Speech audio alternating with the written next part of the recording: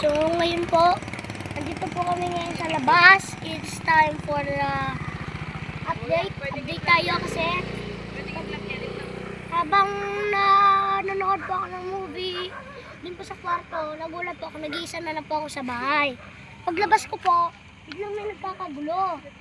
Tapos, meron daw po na disgrasya. May na-disgrasya daw po na motor. Which is nakatulog siya na habang nag-drive. Mabilis na itakbo niya at bigla sumigaw si Kuya Darren.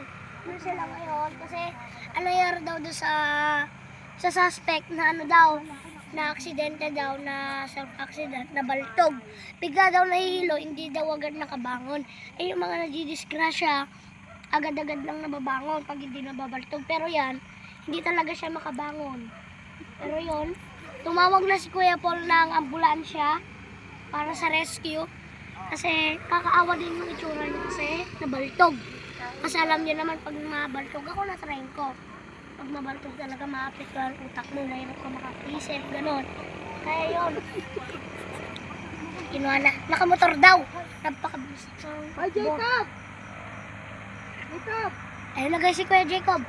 So may motor po na dadaan.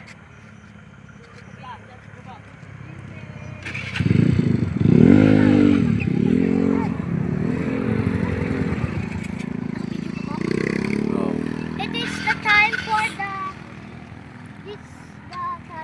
na talaga nagkakagulo.